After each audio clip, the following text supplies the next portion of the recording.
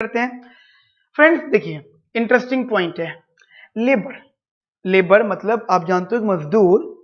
वो कौन है मजदूर? बेसिकली एक लेबर जो होती है, लेबर एक पॉपुलेशन का पार्ट होती है। मान लीजिए हमारे पास एक पॉपुलेशन है, 100 लोग रहते हैं हमारी इकोनॉमी के अंदर पॉपुलेशन के नाम पे, ठीक है। 100 लोग हैं तो 100 पीपल हैं, याले 100 लोग हैं। अब इन 100 लोगों में से क्या हर कोई लेबर है? या लेबर का मतलब हर कोई मजदूर है? मजदूर का मतलब जो काम कर रहा है। क्या हर कोई लेबर है? लेबर मतलब लेबर फोर्स। लेबर मतलब लेबर फोर्स। इस पॉपुलेशन में कुछ तो लेबर फोर्स का पार्ट होंगे, ठीक है, और कुछ होंगे non labour force. Non labour force इसका मतलब ये हो गया जो लेबर फोर्स है, जो लोग लेबर फोर्स का पार्ट है, वो लोग हैं जो इकोनॉमी में काम करना चाहते हैं और कर भी रहे होंगे।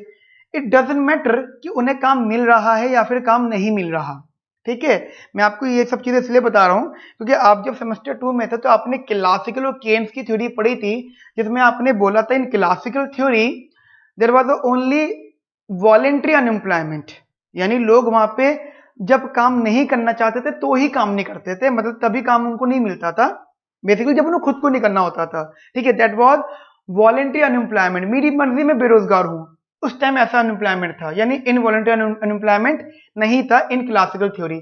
But in Keynes theory there is a possibility of involuntary unemployment, यानी मैं काम तो करना चाहता हूं बट मुझे काम नहीं मिल रहा। इसका मतलब I am a part of a labour force, I am a part of a labour force, but मैं काम नहीं सर्च कर पा रहा या फिर मेरे मतलब का मुझे काम नहीं मिल पा रहा।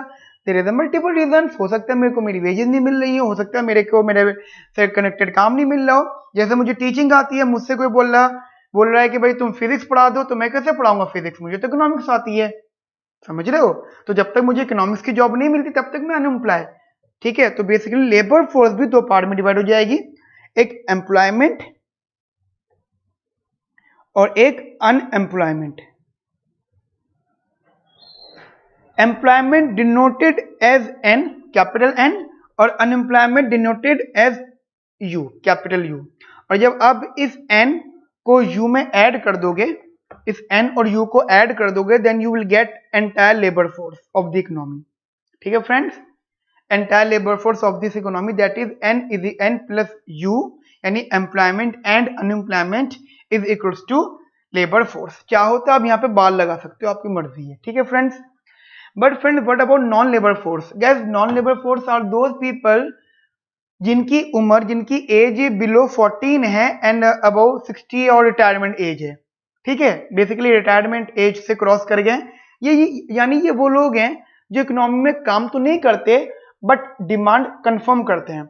इनकी डिमांड होती है, डिमांड तो ऑब्वियसली बात है, खाना तो खाएंगे ये।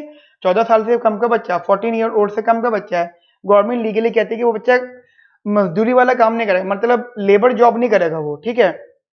चाइल्ड लेबर जिसको हम कहते हैं, child labour basically maximum countries में बैन है, तो चाइल्ड लेबर नहीं करेगा। बट वो चाइल्ड जो चाइल्ड जो बच्चा है, क्या वो खाना नहीं खाता? क्या वो फूड कंज्यूम नहीं करता? क्या उसकी डिमांड नहीं होती? होती है, बिल्कुल होती है। तो उसकी जो डिमांड है वो तो होगी, but is not a part of a labour force, ठीक है। That mean what in these cases there is excess demand as compare excess supply. समाओ चीजें चलती जाएंगी यहाँ पर, ठीक है, चीजें और बढ़ती जाएंगी चीजें यहाँ पर। नाउ फ्रेंड्स, अब पॉइंट ये है हमारे डिस्कशंस में कि जैसे कि हमने बोला ये था दैट इज एन प्लस का U is equals to labour. अब अगर मैं मान लो गाइस मैंने लेबर से डिवाइड कर दिया बोथ साइड, तो ये क्या हो गया 1, और यहाँ पे हो जाएगा एन बाय एल, और ये हो जाएगा यू बाय एल। मुझे बताओ guys U by L is what? That means what?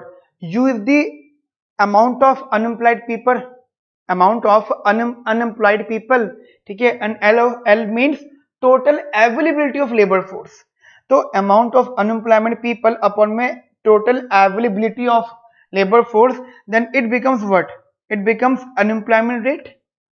Guys यहाँ पे अनएम्प्लॉयमेंट रेट वर्ड यूज हो जाएगा, and this is basically N by L is equals to 1, या फिर आप इसको मेरे साथ यह कह सकते हो इधर, that is this is u is equals to 1 minus N by L. ठीक है friends, u is equals to 1 minus का n बाई एल। ठीक है फ्रेंड्स, ये याद रखना, ये नोटेशन इक्वेशन नंबर 1, इसे हम आगे यूज करेंगे। गॉट इट गाइस, मेरी बात समझ में आ गई आपको? चलिए जी, देखिए समझना, जैसे इक्वेशन है, इस इक्वेशन को जरा आप लिख लीजिए एंड देन सारा जो आप नोट करें वो तो नोट करिए गाइस आप लोग। नाउ फ्रेंड्स, ये इक्वेशन रखी है आप लोगों ने। चलिए जी, अब आगे देखते हैं हम इसको, समझे ना guys. Guys according to author, ठीक है, अकॉर्डिंग टू ऑथर हम ये कहते हैं कि जो हमारा आउटपुट फंक्शन होता है वो बेसिकली होता है ए एन। ठीक है, हमें मान के चलते कि हमारा जो आउटपुट फंक्शन होता है वो होता है y is equal to A N. अब समझो, इसका मतलब हमने अजम्पशन ले ली है कि there is only labour cost. Basically as N increases, N is what? Employment. As employment increases then our economic output will also increase.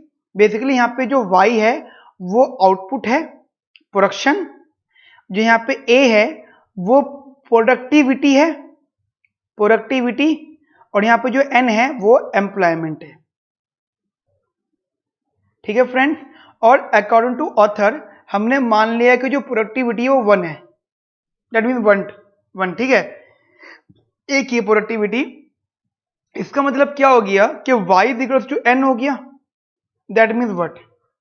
इसका मतलब गाइस जैसे जैसे n बढ़ता जाएगा 1-to-1 रिलेशनशिप में y भी बढ़ता जाएगा। समझ रहे हो ना मेरी बात आप लोग अच्छे से? अब देखो समझो, from equation number 1, from equation number 1, देखिए मैं कंबाइन कर रहा हूं चीजों को आपको। फ्रॉम इक्वेशन नंबर 1 हमारे पास अभी एक इक्वेशन थी, ये वाली कौन सी थी? u is equals to this one, ये u is equals to 1 minus का n by L. u is equals to, that means unemployment rate is equals to 1 minus का एम्प्लॉयमेंट अपॉन में लेबर फोर्स। ठीक है, अब मुझे बताना गाइस, मुझे ध्यान से बताना, फर्स्ट ऑफ ऑल हम यहाँ पे एक नोटेशन समझ लेते हैं, वो ये कि labour force and unemployment rate में कैसा रिलेशनशिप है। लेबर फोर्स बढ़ेगा तो ये कम होगा, माइनस साइन है, और माइनस साइन है कम होता बढ़ेगा, तो लेबर फोर्स और अनएम्प्लॉयमेंट रेट में डायरेक्ट रिलेशनशिप है। समझ रहे मेरी बात आप लोग गाइस? अगर इकोनॉमी के अंदर लेबर फोर्स बढ़ेगा तो ये कंफर्म है कि सबके सब लोगों को काम नहीं मिलेगा, क्योंकि कुछ ऑथर्स के अकॉर्डिंगली ये 60-40 का रेशियो माना जाता है। कुछ ऑथर्स के अकॉर्डिंगली मतलब अगर किसी इकोनॉमी के अंदर 10 लोग एंटर हुए हैं, 10 पीपल एंटर हुए हैं, न्यू बिल्कुल न्यू पीपल एंटर हुए हैं, ठीक है, तो उन 10 में से 6 को काम मिलेगा, 4 को काम नहीं मिलेगा। इसका मतलब ये हो गया कि अगर लेबर फोर्स बढ़ती है तो अनएम्प्लॉयमेंट रेट भी बढ़ेगा, थोड़ा बहुत कुछ भी बढ़ेगा, चलो 60-40 रेशियो नहीं, कुछ तो रेशियो होगा वो चीज।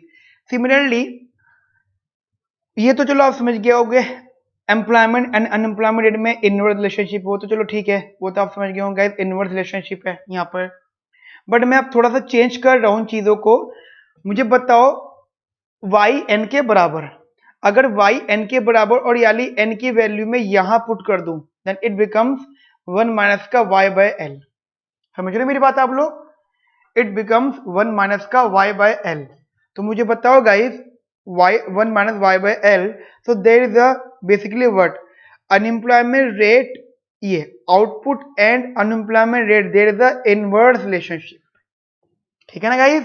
अगर अनएम्प्लॉयमेंट रेट बढ़ता है तो आउटपुट ऑब्वियसली बात है कम होता ही जाएगा, और अगर आउटपुट बढ़ाना है बेसिकली तो अनएम्प्लॉयमेंट कम होता जाएगा। समझ रहे मेरी बात को इधर? तो this is the very important things. Now we are talking about basically what, हम ये कह रहे हैं हमारी इकोनॉमी के अंदर अगर मोर प्रोडक्शन होगी, मोर प्रोडक्शन, अगर हमारी इकोनॉमी के अंदर प्रोडक्शन ज्यादा की डिमांड होती है तो ध्यान रखना हमारी इकोनॉमी के अंदर कॉरस्पॉन्डिंगली एम्प्लॉयमेंट भी ज्यादा ही होगा। ठीक है फ्रेंड्स, ये ध्यान रखना, ये बात इंपॉर्टेंट है। नाउ आगे बात करते हैं, ये गाइस ये थोड़ा सा मैंने चैप्टर 6 और 7 का कंबाइंड, मैं चैप्टर 6 और 7 कंबाइंड ही करा रहा हूँ आपको। कंबाइंड का मतलब ये हो गया कि बहुत सारी चीजें चैप्टर 7 में वो दे रखी जो चैप्टर 6 में आपको पता होनी चाहिए थी। ठीक है, तो कंबाइंड ही चल रहा है चैप्टर 6 और 7। अब गाइज बेसिकली हमारा टारगेट क्या है, हमारा ये चैप्टर नंबर 6 पढ़ रहे हैं, फिर चैप्टर नंबर 7 है दैट इज लेबर मार्केट, उसके बाद है chapter 7 come together all putting all market together that is ADAS। ठीक है guys, and of the day हम लोगों का टारगेट क्या है, टू डिराइव एग्रीगेट सप्लाई। ठीक है फ्रेंड्स, एग्जाम के पॉइंट ऑफ व्यू से अगर मैं बात करता हूं तो you have only target to derive aggregate supply at which price expected हो और आउटपुट नेचुरल हो। अब ठीक है, प्राइस एक्सपेक्टेड हो, आउटपुट नेचुरल हो। मैं बीच में रोक रहा हूँ गाइस आप लोगों को, मैंने अचानक से दो नाम ले दिए, अचानक से, और आप कहते हो सर ये क्या कर दिया आपने, एक्सपेक्टेड वर्ड यूज कर लिया और नेचुरल वर्ड यूज कर लिया, ये तो हमें पता ही नहीं क्या होता है। तो पहले इस पर डिस्कशन कर लेते हैं, ये चीज समझ लो, ये फाइंड करना है। ठीक है, नाउ नेक्स्ट हेडिंग है हमारे पास, हमारे सामने गाइस, बेसिकली नेचुरल रेट्स। ठीक है फ्रेंड्स, नेचुरल रेट्स, पर समझने की चीज है बस थोड़ी सी। फ्रेंड्स होता क्या है हमारी इकोनॉमी के अंदर, कोई भी चीज जो फ्लक्चुएट होती है, बढ़ती है, कम होती है, तो हम हमेशा कहते हैं कि वो बढ़ रही है, या हम कहते हैं कम हो रही है। तो हमारे दिमाग में मेंटेलिटी होती है कि हम किसी चीज से कंपैरिजन में कह रहे हैं कि उस लेवल से बढ़ रही है, उस लेवल से कम हो रही है। मानो मैंने बोला कि हमारी इकोनॉमी का अनएम्प्लॉयमेंट रेट बढ़ रहा है, हमारी इकोनॉमी का अनएम्प्लॉयमेंट रेट बढ़ रहा है, बट कहां से बढ़ रहा है, कोई कंपैरिजन तो होगा मेरे माइंड में। यस, वो बढ़ रहा है from natural rate of unemployment. अब बोलो सर ये नेचुरल क्या होता है, नेचुरल एक गाइस टर्म है, नेचुरल वर्ड, जो कि कुछ इकोनॉमिक्स ने, जैसे फिलिप्स कर्व हो गया, फिलिप्स हो गए, ठीक है, कुछ इकोनॉमिक्स ने मतलब चीजों को कंपेयर करने के लिए बना दिया था। उन्होंने कहा था कि कोई भी चीज कंपेयर होती है तो वो उसे हम नेचुरल से कर लेते हैं। तीन तरह की चीजें होती थी, एक्चुअल, नेचुरल एंड गारंटेड। ठीक है, और एक वारंटेड भी होता था। बेसिकली वो सब चीजें पार्ट ऑफ सिलेबस, सिलेबस से बहुत अलग है वो। अभी के लिए सिर्फ हमारे लिए एक टर्म यूज होता है नेचुरल। नेचुरल का मतलब हो गया कि इन लोगों ने एक टर्म बना दिया है जिससे वो कंपेयर कर सकते हैं इजीली कि उससे ज्यादा या उससे कम।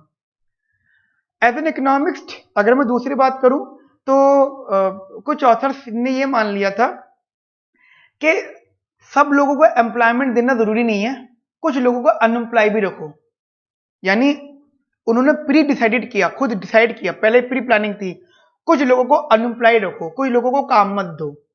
यानी उनको काम तो मत दो, लेकिन उनको जो अनएम्प्लॉयमेंट दो वो नेचुरल दो। नेचुरल कहने का मतलब कि वो अगर वो अनएम्प्लॉयड रहें तो किसी को ब्लेम ना कर पाए। ठीक है, इसका फायदा ये होगा कि जब उनके पास कुछ लोग अनएम्प्लॉयड होंगे तो वो अनएम्प्लॉयमेंट है और एक एम्प्लॉयमेंट है, तो वो जो अपनी टोटल डिमांड है वो टोटल डिमांड एम्प्लॉयड वर्कर से अपनी एग्रीगेट सप्लाई डिमांड के बराबर करवा रहे हैं। ठीक है, ओके। और अगर फ्यूचर में उनको ज्यादा प्रोडक्शन करनी पड़ गई तो उनके पास दो ऑप्शंस होंगे, या तो वो एग्जिस्टिंग वर्कर्स को बोलेंगे, जो एग्जिस्टिंग एम्प्लॉयज हैं, एग्जिस्टिंग एम्प्लॉयज के भाई काम करो। ठीक है, वो बोलेंगे जी हम तो ऑलरेडी बहुत अच्छा काम कर रहे हैं, हम इससे ज्यादा क्या काम करें। तो guys there is a hope, there is a possibility कि अगर हमारे पास एक अनएम्प्लॉयमेंट नाम के एक लोग खाली बैठे हुए होंगे तो हम उनको अप्रोच करके उनसे प्रोडक्शन करवा सकते हैं, उनको हम टेम्परेरी एम्प्लॉयमेंट दे सकते हैं। जिससे बेनिफिट क्या मिलेगा गाइस हमें, कि हमारी इकोनॉमी एक अनएक्सपेक्टेडली ग्रोथ कर जाएगी।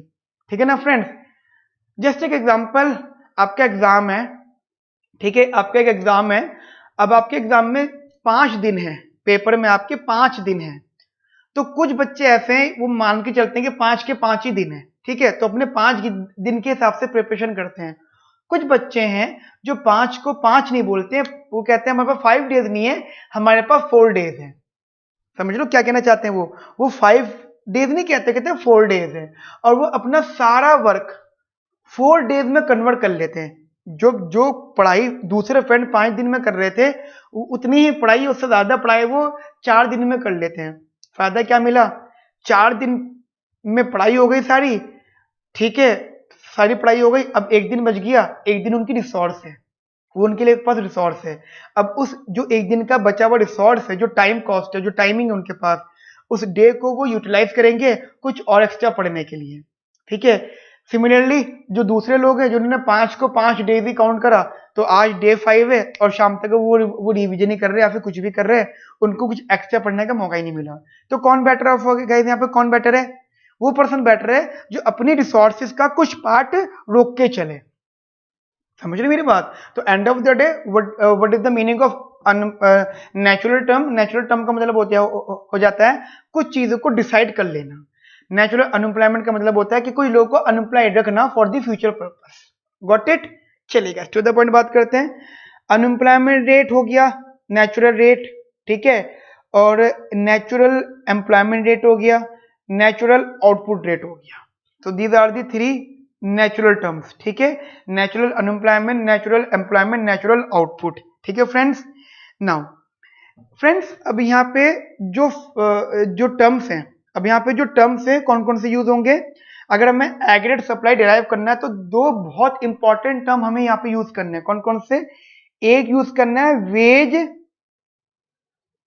Setting relation,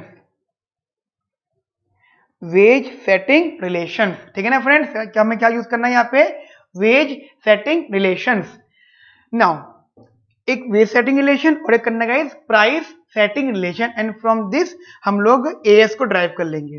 guys you know what do you mean by wage setting relations? That means what? Wages मतलब वेज सेट होने का डिसीजन लेना। बेसिकली यहाँ पे वेज सेटर्स बैठे हैं, वेज सेटर्स बैठे हैं, ठीक है, जो वेज को सेट कर रहे हैं। बेसिकली यहाँ पे यूनियन है। ठीक है फ्रेंड्स, यहाँ पे कौन है? यूनियन है। यूनियन की अथॉरिटी है कि वो वेज डिसाइड कर रही है। ध्यान रखना गाइस, हम लोग ब्लांचार्ड की रीडिंग पढ़ रहे हैं और ब्लांचार्ड की reading basically connected from Keynes theory. Oliver Blanchard जो हैं वो केन्स को सपोर्ट करते हैं और केन्स की थ्योरी की बात करी पूरी इन्होंने। और ध्यान रखना, केन्स वाज द पर्सन जिसने लेबर मार्केट में यूनियनिज्म एक्सप्लेन किया था। केन्स ने ही यूनियनिज्म, यूनियन बताया था कि भाई यूनियन ही वेजेस डिसाइड करेगी, फर्म वेजेस डिसाइड नहीं करेंगी। ठीक है। नाउ अब पॉइंट ये होता है कि वेजेस फिर भी डिसाइड कैसे होती हैं? तो वेजेस डिसाइड होती हैं, wages are decided by, wages are decided by bargaining, decided by bargaining between, decided by bargaining between workers,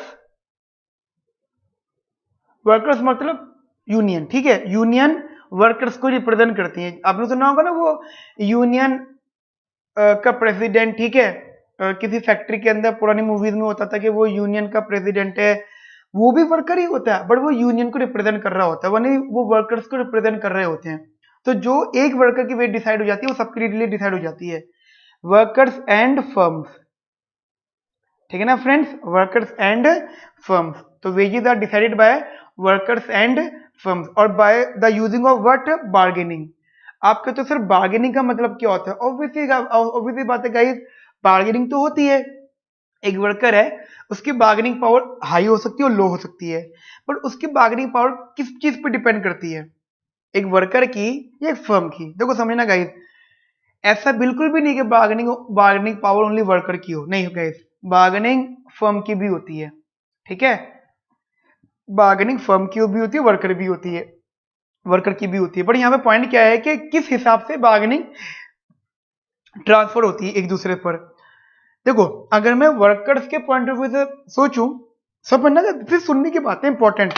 अगर मैं गाइस सिर्फ वर्कर्स के पॉइंट ऑफ व्यू से सोचूं, जैसे मैं वर्कर हूं और मेरी बार्गेनिंग बहुत हाई है, बहुत हाई है, तो मेरी जो हाई बार्गेनिंग है वो किस चीज पे डिपेंड है? पता है किस चीज पे डिपेंड है? वो डिपेंड है how easy for me to search new job. सोचो मैं कहता हूं कि मुझे इतना अमाउंट नहीं, इतना अमाउंट चाहिए, मतलब उन्होंने बोला हम आपको 1 लाख रुपए देंगे महीना, मैंने कहा नहीं जी 2 लाख रुपए चाहिए, मेरी हाई बार्गेनिंग पावर हो गई। वो कहते हैं जी 1 लाख लो, मैंने कहा जी मुझे 2 लाख चाहिए, तो मेरी बार्गेनिंग पावर हाई है, इसका मतलब मैंने कहा जी मैं काम नहीं कर रहा। ऐसे डिसीजन में कब लूंगा? जब मेरे लिए बहुत ज्यादा इजी होगा नई जॉब सर्च करना। ठीक है, वर्कर्स के पॉइंट ऑफ व्यू से। या एग्जांपल में थोड़े बड़े नाम ले लेता हूँ, गूगल सीईओ सुंदर पिचाई, ठीक है,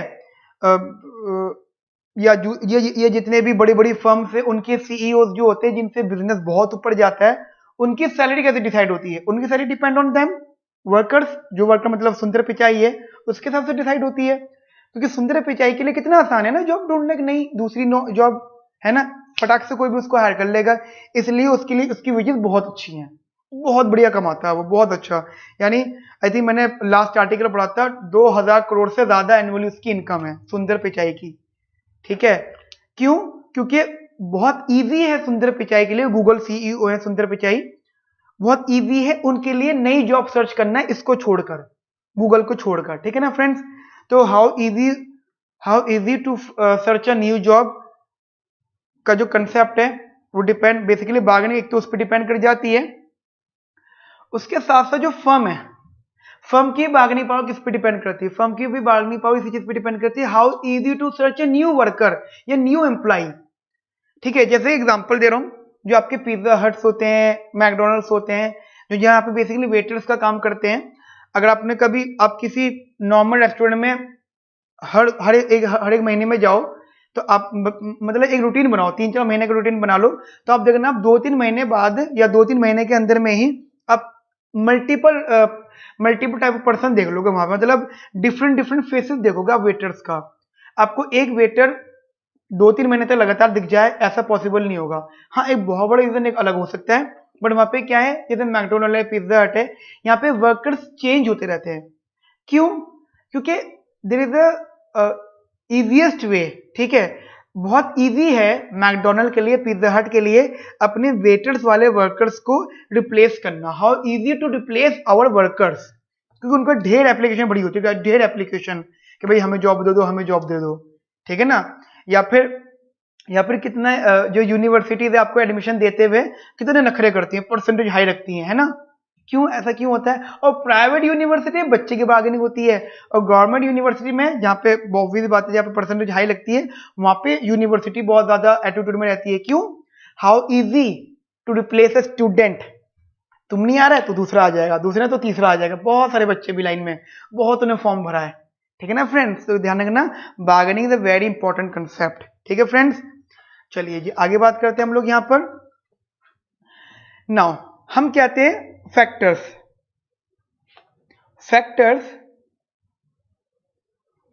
अफेक्टिंग वेजेस।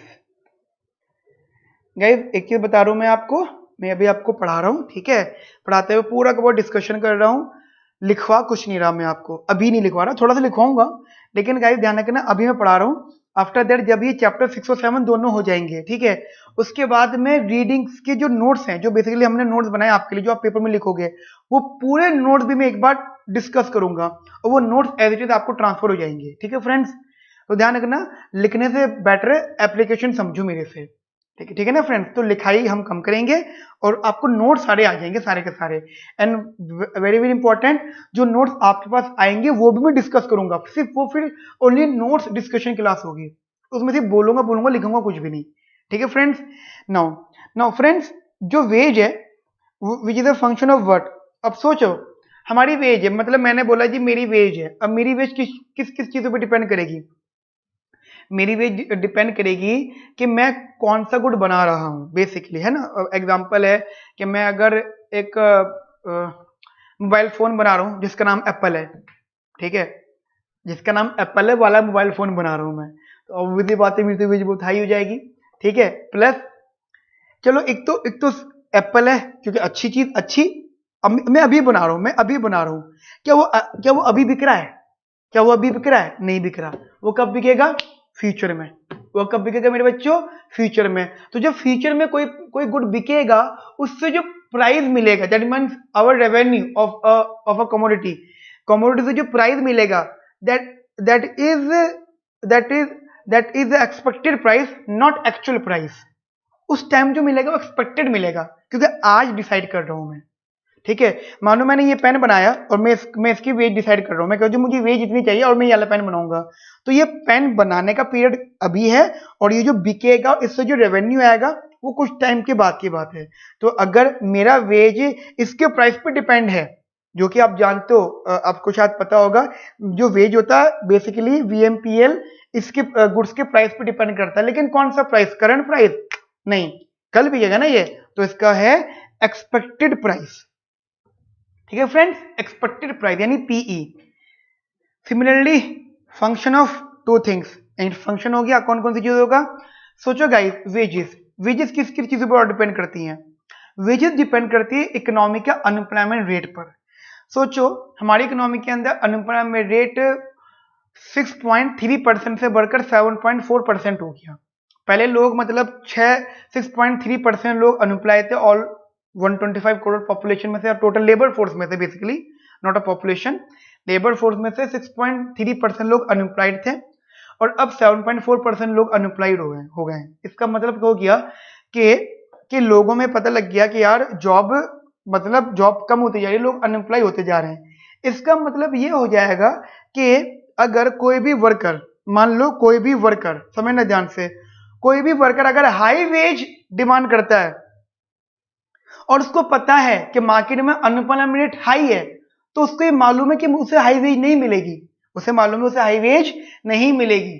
क्यों नहीं मिलेगी? क्योंकि मार्केट में अनएम्प्लॉयमेंट रेट बहुत ज्यादा हाई है। मार्केट में अनएम्प्लॉयमेंट गाइस कैसा है? बहुत ज्यादा हाई है। तो जितना ज्यादा अनएम्प्लॉयमेंट रेट होगा, वेजेस उतनी लेवल से कम होती जाएंगी। समझ रहे मेरी बात? लॉजिकल बात तो वही है। अब SSC है, बेसिकली क्यों इतनी भीड़ है वहां पर? मतलब भीड़ है प्लस वहां पे लोगों का सिलेक्शन नहीं हो पाता है, क्योंकि अनएम्प्लॉयमेंट तो ज्यादा है, ठीक है, और वेजेस वहां पे और भी कम है बेसिकली। तो जितनी भी प्राइवेट जॉब्स हैं, छोटी वाली प्राइवेट जॉब है, वहां पे अनएम्प्लॉयमेंट ज्यादा होता है बेसिकली, ठीक है, जिसकी वजह से वेजेस उनकी कम होती जाती है। ठीक है, so there is the inverse relationship, as unemployment rate increase wages will decrease. Similarly expected में पॉजिटिव रिलेशनशिप आएगा। सिमिलरली एक टर्म और है मेरे बच्चों इधर, that is Z, and Z denoted as a casual variable. Casual variable मतलब unemployment insurance. Unemployment insurance means India का मनरेगा पॉलिसी। ठीक है, जैसे कि मैं एक बार टर्म बता देता हूं आपको, PE denote as expected price, U denote as unemployment rate, and Z denote as casual variable, जिससे आप कहते हो अनएम्प्लॉयमेंट इंश्योरेंस, या फिर इंडिया की बात कर लो तो मनरेगा। यानी हर वो पॉलिसी जो लोगों को ये बताती है कि अगर तुम अनएम्प्लॉयड हो तो we are here for you. आप अनएम्प्लॉयड हो, परेशान मत हो, हम आपको पैसे देंगे, हम आपको सपोर्ट करेंगे। ठीक है, तो गाइस इंडिया की जो मनरेगा पॉलिसी है वो कैचुअल वेरिएबल का ही पार्ट है।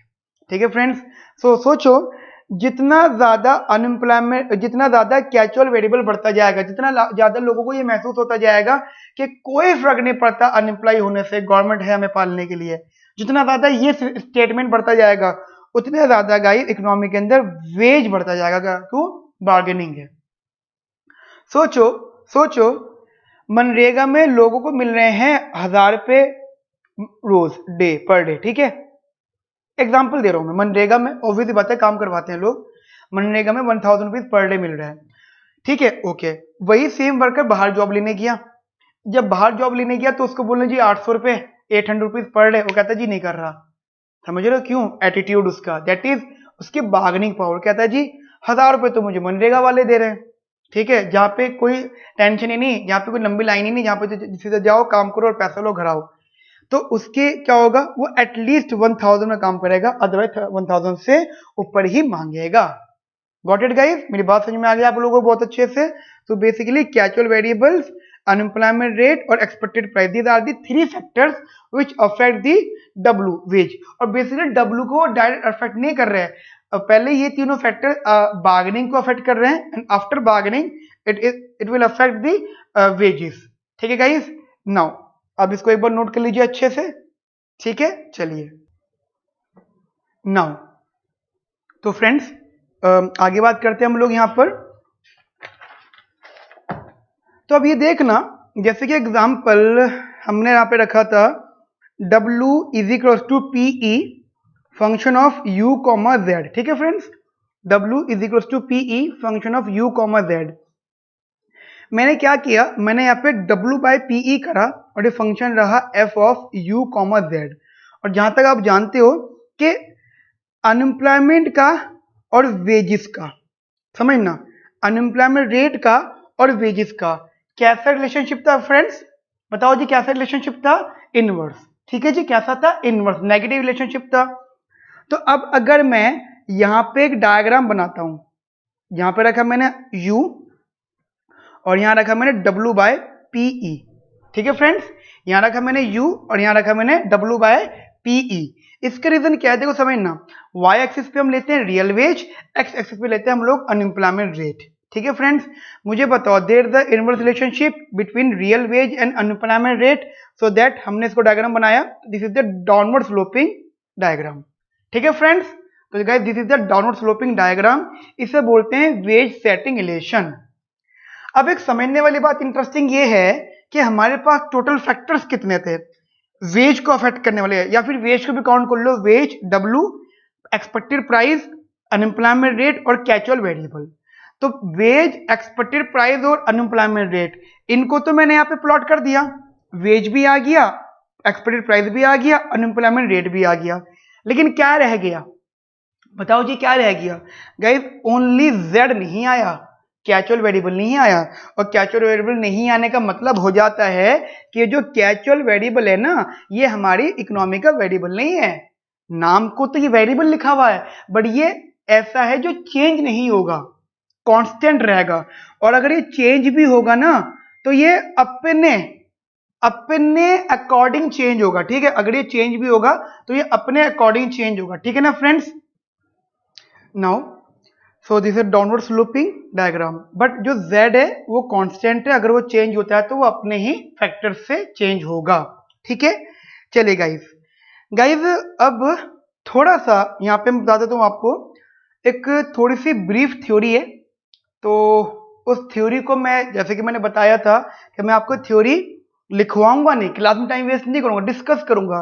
तो मैं अभी आपके लिए थ्योरी लिख देता हूँ, बट आपको भी थ्योरी स्क्रीन पर देखेगी। ठीक है फ्रेंड्स, ओके। नाउ फ्रेंड्स, सो अभी मैं स्क्रीन चेंज कर रहा हूं, तो स्क्रीन पे आपके सामने डेफिनेशन आ जाएंगे, एक्सप्लेनेशन बहुत शॉर्ट में है। ठीक है, नाउ गाइस मैं ऐसे ही करूंगा अभी जब पढ़ाते हुए, क्योंकि टेक्निकल टर्म जितनी होगी सारी डिस्कस करूंगा, एप्लीकेशन में सारी डिस्कस करूंगा, थ्योरी को मैं ऐसे ही अब जल्दी से बता दूंगा आपको, और फिर चैप्टर की पूरी थ्योरी की स्पेशल क्लास लूंगा, जिसमें से थ्योरी होगी और लिखवाऊंगा भी नहीं, सिर्फ डिस्कस करूंगा, बोलूंगा और आपके सामने गाइस नोट्स होंगे। नाउ गाइस थ्योरी इसकी बहुत छोटी सी थ्योरी है। Wages are determined in different manner because wages are set by collective bargaining. देखो गाइस, कलेक्टिव बार्गेनिंग से वेज जो है सेट की जाती है, that is bargaining between firms and union. एक तो यूनियन है और एक फर्म है गाइस जो आपस में बार्गेनिंग करते हैं। Workers are generally paid wages that exceed their reservation wage, और जो वर्कर्स हैं वो एक वही वेज लेना पसंद करते हैं जो उनके नॉर्मल रिजर्वेशन वेज से ज्यादा होती है। वर्कर्स हमेशा अपनी रिजर्वेशन वेज से ज्यादा लेना पसंद करते हैं। अब एक पॉइंट आता है, sir what do you mean bye reservation wages? तो बेटा रिजर्वेशन वेज का मतलब होता है एक ऐसी wage where your decision for what, for work और not work, it means you are indifferent, it means you are indifferent to work और नॉट वर्क। आप इंडिफरेंट हो कि काम करो या काम नहीं करो। मेरी बात समझ में आ गई? तो रिजर्वेशन वेज का मतलब ये होता है गाइस। ठीक है ना फ्रेंड्स, आगे बात करते हैं हम लोग इधर। गाइस जैसे हमारा वेज सेटिंग का कंसेप्ट आ गया, ऐसे ही हमारे सामने एक कंसेप्ट आता है जिसका नाम है प्राइस सेटिंग रिलेशन। क्या नाम है गाइस उसका? Price setting relation, price setting relation. ठीक है ना गाइस, बेसिकली पीएस बोलते हैं इसे हम लोग, पीएस, प्राइस सेटिंग रिलेशन। देखिए गाइस समझना, हमारी इकोनॉमी में प्राइस सेट होते हैं। ठीक है, अब प्राइस सेट ऑब्वियसली बात है कौन करता है? Price set by market. Not by worker, worker से वेज डिसीजन में इन्वॉल्व होता है। Price set by market. अब बात आती है कि सर मार्केट तो दो तरीके की होती है, देखो समझाने के पॉइंट से बात कर रहा हूं मैं आप लोगों से। मार्केट तो मेरे बच्चों दो तरीके की होती है, एक होती है परफेक्ट मार्केट, एक होती है इम्परफेक्ट मार्केट। ठीक है फ्रेंड्स, एक होती है परफेक्ट मार्केट और एक होती है इम्परफेक्ट मार्केट। मैं रिपीट कर रहा हूं, एक होती है परफेक्ट मार्केट और एक होती है इम्परफेक्ट मार्केट। अब मेरे बच्चों बताओ परफेक्ट मार्केट में वेजेस कैसे, या फिर बताओ वेजेस कैसे निकल लिए थे परफेक्ट मार्केट में। परफेक्ट मार्केट का मतलब हो गया परफेक्टली कॉम्पिटिटिव मार्केट, और वहां पे जो वेज जो प्राइस होता है, price is basically is equal to marginal cost होता है यहाँ पे। ठीक है, price is basically is equal to marginal cost. Okay, now so P is equal to marginal cost होता है। बट आप यहाँ पे सोचोगे सर मार्जिनल कॉस्ट कहां से उठा के ले आए आप? नहीं गाइस, मार्जिनल कॉस्ट का मीनिंग समझते हो ना क्या होता है? दैट मीन्स व्हाट, अगर कोई प्रोडक्ट बन रहा है तो पर प्रोडक्ट बनने की उसकी कॉस्ट कितनी होगी, मतलब एक क्वांटिटी बनने की कॉस्ट कितनी होगी। अब गाइस मुझे छोटी सी बात बताना, हम लोग एक बात पढ़ते थे, अभी अभी हमने स्टार्टिंग में पढ़ा था थोड़ी देर पहले, मैं आपको दिखा देता हूँ ये वाला। अब देखो जरा ध्यान से, ये मैंने आपको बताया था आउटपुट फंक्शन है। इस रीडिंग में आउटपुट फंक्शन यानी output is function of only labour है, output is function of only labour है। इन्होंने अजम्पशन क्या ले ली है कि आउटपुट में जो भी इन्वॉल्व हो रहा है वो सिर्फ लेबर इन्वॉल्व हो रही है। इसका मतलब अदर कॉस्ट है या तो बहुत ज्यादा कम है, या फिर हम उसको अपनी मार्जिनल कॉस्ट का पार्ट ही नहीं मान रहे, या वो कांस्टेंट है। ठीक है, तो इसका मतलब ये हो गया कि अगर मैं मार्जिनल कॉस्ट की बात कर रहा हूं तो it mean there is only W, basically wage तो होगी भाई मार्जिनल कॉस्ट के नाम पर, क्योंकि एक ही इनपुट है दैट इज लेबर। तो यहाँ पे P is equal to W हो गया, यानी प्राइस सेट होगा डब्ल्यू के बराबर। प्राइस सेट हो गया, लेकिन कब? जब मार्केट कैसी है? Perfectly competitive. और ध्यान रखना परफेक्ट कॉम्पिटिटिव मार्केट क्लासिकल में होती थी, क्लासिकल थ्योरी में होती थी परफेक्टली कॉम्पिटिटिव मार्केट मेरे बच्चों। क्लासिकल थ्योरी क्लासिकल थॉट्स ये वहां पर होती थी। बट आज ब्लांचार्ड में आप कौन सी थ्योरी पढ़ रहे हो? केनेजियन थ्योरी पढ़ रहे हो, बेसिकली केनेजियन के थॉट्स हैं। तो ये अभी के लिए तो अच्छा लग रहा है, बट इसको गाइस एग्जाम के पॉइंट से नहीं लिखना, एग्जाम में जब तक ना पूछें तब तक नहीं लिखना, बस समझना है बस इसको। ठीक है, ये है आपके लिए इंपॉर्टेंट। क्या वो कहते हैं? Price is more than marginal cost. कहते हैं इम्परफेक्ट मार्केट के अंदर जो प्राइस होता है ना वो मार्जिनल कॉस्ट से कई गुना ज्यादा होता है। अब ज्यादा किस पॉइंट पे होता है जरा समझना। एक तो जो प्राइस होता है मार्जिनल कॉस्ट तो कवर करता है, साथ साथ वो एक चीज और कवर करता है। क्या? देखो मैं आपको छोटा सा एग्जांपल लेता हूं। जब मार्केट इम्परफेक्ट होती है, इम्परफेक्ट मतलब मोनोपोलिस्ट होती है, मोनोपोली होती है, तो मोनोपोली के अंदर प्रोडक्ट को बेचने का बेसिकली, अब इम्परफेक्ट के अंदर मोनोपोलिस्टिक कंपटीशन भी होता है, मोनोपोलिस्टिक कंपटीशन, तो वहां पे मल्टीपल कॉस्ट इन्वॉल्व होती हैं other than production. Advertisement cost भी आ जाती है, मेंटेनेंस कॉस्ट भी आ जाती है, जो हमने राइट्स ले रखे हैं उनकी भी कॉस्ट आ जाती है, दुनिया भर की कॉस्ट आ जाती है, समझना। अब पॉइंट क्या है कि जब हम प्राइस डिसाइड कर रहे होते हैं तो एक तो मार्जिनल कॉस्ट को मायने में रखते हैं और हम एक अदर कॉस्ट भी रखते हैं, लेकिन वो जितनी भी अदर कॉस्ट होती है ना गाइस वो इंडिपेंडेंट नहीं होती, वो डिपेंड करती है मार्जिनल कॉस्ट पर। क्यों? देखो समझो, मान लो मैंने ये पेन बनाया, ठीक है, और ये पेन बनाया और इसका प्राइस सेट करना है, तो प्राइस, तो इसका जो प्राइस है वो जो सेट होगा वो इसकी जो मार्जिनल कॉस्ट है ना, मान लो इसकी जो मार्जिनल कॉस्ट है उसके हिसाब से सेट होगा। जैसे जैसे मैंने पेन बनाया और मैं इस पेन का अब रॉयल्टी ले रहा हूं या फिर गुडविल के नाम की चीज ले रहा हूं, मैं कह रहा हूं कि मैं तो आईआईटीशियन हूं, मैं आईआईटी से पास आउट हूं और मैंने एक टेक्निकल पेन बनाया है, ये एक ऐसा पेन है जो मैं हवा में ऐसा करूंगा कॉपी पे लिखाई आती जाएगी, ठीक है, या फिर एग्जाम में तो कुछ भी लिखूंगा पर हमारा आंसर सही लिखा जाएगा, कुछ भी लिखूंगा उठपटांग लेकिन आंसर लिखा जाएगा अपने आप, मेरे पेन अपने आप चलेगा आंसर में। एग्जाम्पल, तो एक तो इस पेन को बनाने की कॉस्ट होगी, साथ साथ इसकी क्या होगी, इसकी एक होगी बेसिकली गुडविल कॉस्ट, ठीक है, या फिर आप कह सकते हो अदर कॉस्ट, या अदर कॉस्ट को तुम बोल सकते हो मुझसे मार्कअप। गाइस मार्कअप का मतलब क्या हो जाता है? मार्कअप का बेसिकली मतलब हो जाता है मार्कअप कॉस्ट। मार्कअप का मतलब एंटायर अदर सारी कॉस्ट को सारी मर्ज करके हमने मार्कअप बोल दिया। उसमें गुडविल कॉस्ट आ गई, उसमें प्रॉफिट वाला अमाउंट इंक्रीमेंट आ गया, उसमें सेलिंग कॉस्ट आ गई, दुनिया भर की जितनी भी कॉस्ट है उसमें आ गई। तो basically price is equal to marginal cost. Markup को डिनोट करो मैं म्यू से, मार्जिनल कॉस्ट, मैंने मार्जिनल कॉस्ट कॉमन ली बाहर तो 1 प्लस का markup price. Now what is the marginal cost here? Again how many inputs are there friends? How many inputs? जल्दी बताओ। Only one input, that is worker, labour, और labour का होता है W, ठीक है, दैट इज 1 प्लस का mu. Got it friends? मेरी बात समझ में आई आप लोगों को अच्छे से, क्लियरली समझ में आ गया ना आपको फ्रेंड्स? तो guys this is the, basically ये है हमारा वेज वाला। तो यहां से अगर आप W बाई P निकाल लो तो ये हो जाएगा 1/1 प्लस मार्कअप। क्या हो जाएगा मेरे बच्चों? 1/1 प्लस मार्कअप। Got it? चलिए नाउ, तो इसका डायग्राम अगर आप ध्यान दें गाइस, डायग्राम में इधर, so that is unemployment rate और W बाई P। मुझे अब इतना सा बताओ, डायग्राम तो मुझे अनएम्प्लॉयमेंट रेट और W बाई P में बनाना है, मुझे बस इतना सा बताओ, क्या यहां पर बेसिकली यहां पर अनएम्प्लॉयमेंट रेट है? यहां पर नहीं है। क्या ये म्यू कोई ऐसा वेरिएबल है, मार्कअप है, या मार्कअप कैसे वेरिएबल जो इसके फंक्शन पर डिपेंड कर रहा है कि मतलब W बाई P या P या W कुछ भी चेंज होगा तो म्यू चेंज होगा? नहीं। इसका मतलब guys this is the constant value, constant है अनएम्प्लॉयमेंट रेट से, what ever the unemployment rate, market को कोई फर्क नहीं पड़ता, ठीक है ना फ्रेंड्स? मार्केट को कोई भी फर्क नहीं पड़ता, उसके लिए ये हो गया हमारा price setting relation. Got it friends? मेरी बात समझ में आ गई आप लोगों को बहुत अच्छे से? So guys this is the price setting relation, ठीक है। नाउ गाइस हम आगे बात करते हैं इधर, अगर आप ध्यान से एक एक करके चीजें समझेंगे इधर गाइस। देखिए जैसे कि हमने अभी प्राइस सेटिंग रिलेशन किया, वेज सेटिंग रिलेशन किया, बेसिकली हम लोग ये क्यों कर रहे हैं गाइस? हमारे दो ऑब्जेक्टिव्स हैं। फर्स्ट ऑब्जेक्टिव है हमें निकालना है एग्रीगेट सप्लाई, बट जो एग्रीगेट सप्लाई है ना वो भी गाइस नेचुरली निकालना है, नेचुरल रेट पर निकालना है।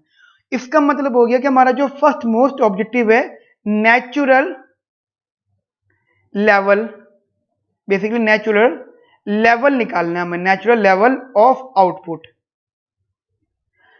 नेचुरल लेवल ऑफ आउटपुट, ध्यान रखना हमें लेवल निकालना है natural.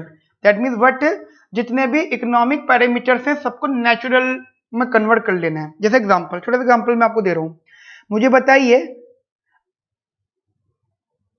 Basically unemployment rate natural के बराबर हो जाएगा, और अगर ये नेचुरल के बराबर हो जाएगा तो एम्प्लॉयमेंट नेचुरल एम्प्लॉयमेंट के बराबर हो जाएगा, और अगर ये बराबर हो जाएगा तो आउटपुट नेचुरल आउटपुट के बराबर हो जाएगा, ठीक है ना फ्रेंड्स?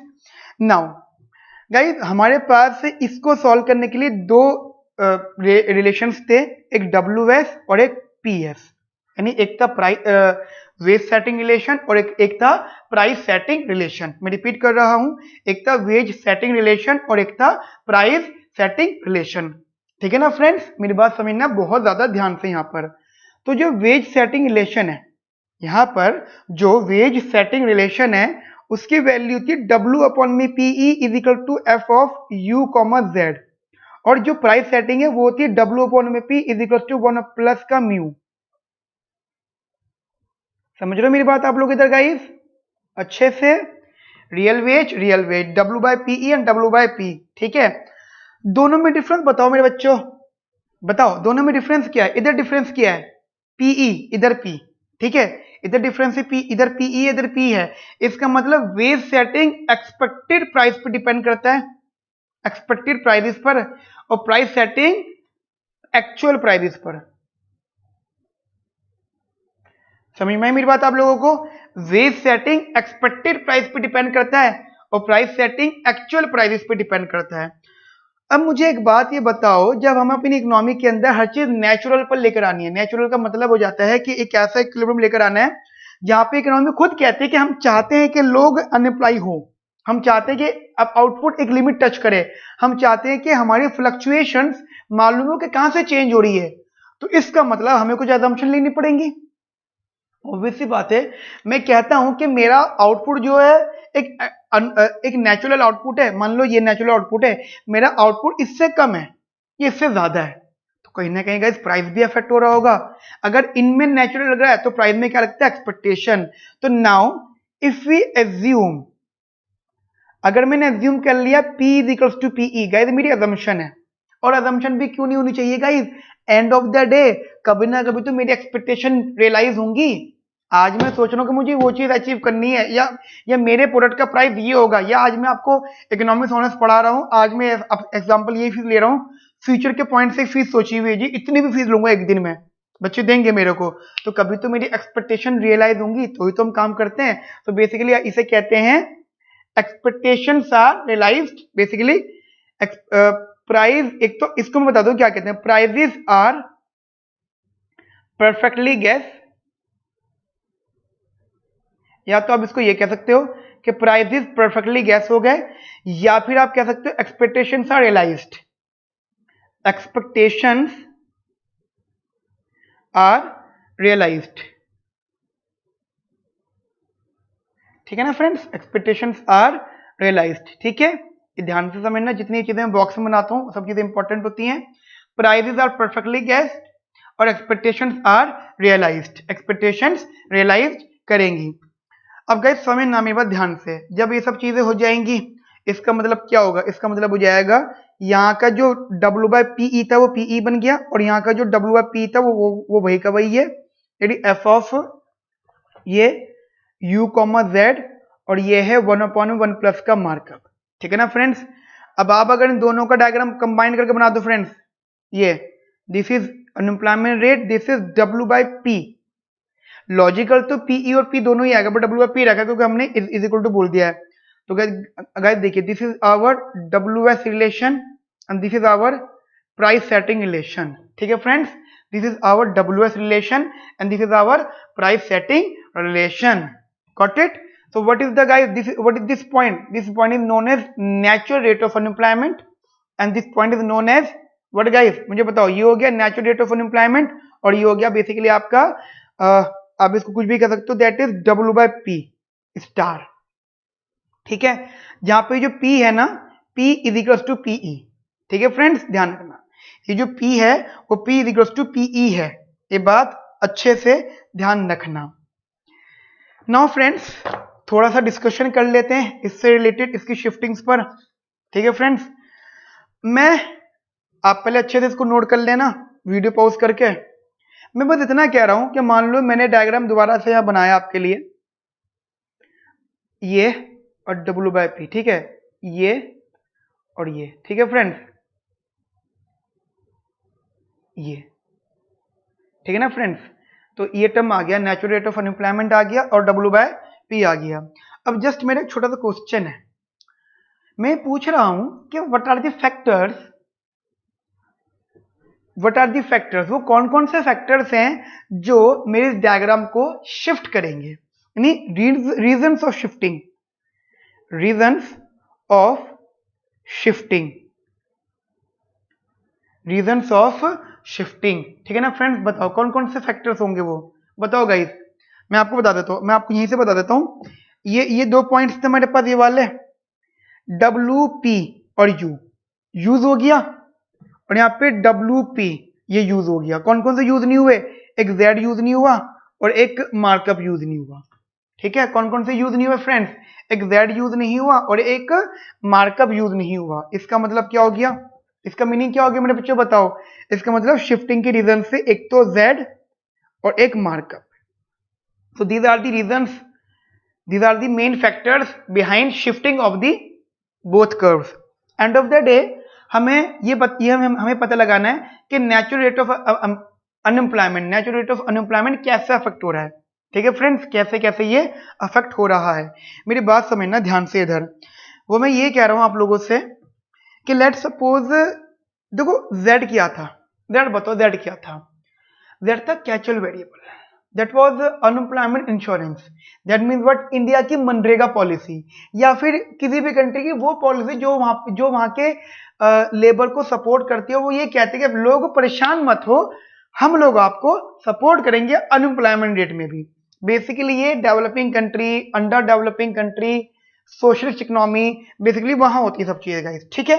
नाउ इंडिया में ऐसी पॉलिसीज बढ़ती जा रही हैं जहां पर, इंडिया में ऐसी पॉलिसीज बढ़ती जा रही हैं जहां पर क्या हो रहा है, बेसिकली वहां पे लोगों को काम ज्यादा मिलता जा रहा है उन पॉलिसीज के अकॉर्डिंगली, बहुत काम मिल रहा है। क्या खुद काम मिल रहा है, लोग नहीं ढूंढ रहे, अपने आप काम मिल रहा है। इसका मतलब क्या है, लोगों की सर्चिंग जॉब वाली पावर खत्म हो जाएगी, लोग सर्च करने जाएंगे नहीं क्योंकि उनको घर बैठे बैठे काम मिल रहा है। इसका मतलब कैजुअल वेरिएबल बढ़ेगा तो फ्रेंड्स क्या क्या होगा, कैजुअल वेरिएबल बढ़ने का मतलब क्या होगा कि लोगों को जब घर बैठे बैठे काम मिल रहा है तो लोगों की बार्गेनिंग पावर बढ़ेगी।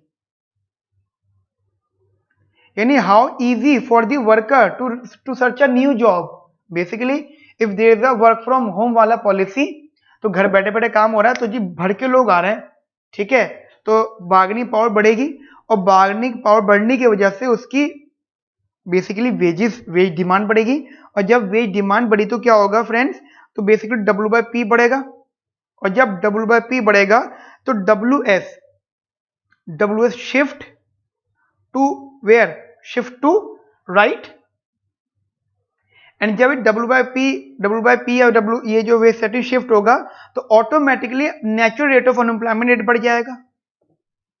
इसका मतलब क्या हो गया, हम तो चले थे भला करने और इकोनॉमी को ही बर्बाद कर बैठे। लॉजिकल फिट हो गया। यानी हम तो सोचते थे कि यार लोग बेचारे परेशान हैं, उनकी मदद कर दो। कैसे मदद कर दो, उनको एम्प्लॉयमेंट दे दो, बेरोजगार हैं बेचारे, पर एम्प्लॉयमेंट देने के चक्कर में हमने अपनी इकोनॉमी का नेचुरल रेट ऑफ अनएम्प्लॉयमेंट ही बढ़ा दिया। यानी हमने बता दिया जी पहले हम इतने लोग अनएम्प्लॉयड रहते थे फिक्स्ड हमेशा के लिए, और वो फिक्स्ड वाला अमाउंट और बढ़ा दिया। कितने बड़े समझदार हैं हम लोग, है ना फ्रेंड्स। तो ध्यान रखना, कैजुअल वेरिएबल इकोनॉमी के लिए बैड इंपैक्ट डालते हैं। This is a very important thing कि casual variables are not good for the economy. Casual variables are not good for the economy, these are the bad concepts, bad factors, ठीक है ना friends, and vice versa. Okay, similarly अगर मैं markup बढ़ाता हूं, guys what is markup, basically markup is a part of a imperfect competitive market या basically monopoly. मान लो इकोनॉमी के अंदर मोनोपोली पावर बढ़ गई, मोनोपोली पावर बढ़ गई जो कि गवर्नमेंट नहीं चाहती, समझना गाइस, गवर्नमेंट नहीं चाहती मोनोपोली पावर बढ़े। इसी पॉइंट की वजह से, जिसको गवर्नमेंट नहीं चाहती, इसी पॉइंट की वजह से आपकी इसी चैप्टर के अंदर एक एंटी ट्रस्ट लॉ दे रखा है, basically anti monopolist law. Monopolist की पावर को नहीं बढ़ने देना चाहिए। तो सोचो मोनोपोली की पावर को नहीं बढ़ने देना चाहिए मतलब कम करना चाहिए। इसका मतलब मोनोपोली जैसी मार्केट को या इम्परफेक्ट मार्केट को हम कहां पे कन्वर्ट कर रहे हैं, to the what guys, to the perfectly competitive market की तरफ, जिससे क्या होगा, इकोनॉमी अच्छा काम करेगी। यानी अगर मान लो मोनोपोली पावर बढ़ती है तो मार्कअप बढ़ता है, और जब मार्कअप बढ़ता है तो ऑब्वियस ही बात है गाइस, क्या बढ़ता है, प्राइस बढ़ता है। प्राइस बढ़ने से रियल वेज कम होती है, और जब रियल वेज कम होती है, प्राइस बढ़ने से रियल वेज कम हो जाती है, तो ध्यान रखना गाइस, जो आपका प्राइस सेटिंग है ना वो शिफ्ट्स टू डाउन। मैं दोनों का डायग्राम बना दूंगा आपके लिए, ठीक है, शिफ्ट्स टू डाउन, जिसकी वजह से क्या होता है फ्रेंड्स, आप इधर, जिसकी वजह से आपका natural rate of unemployment rate बढ़ जाता है।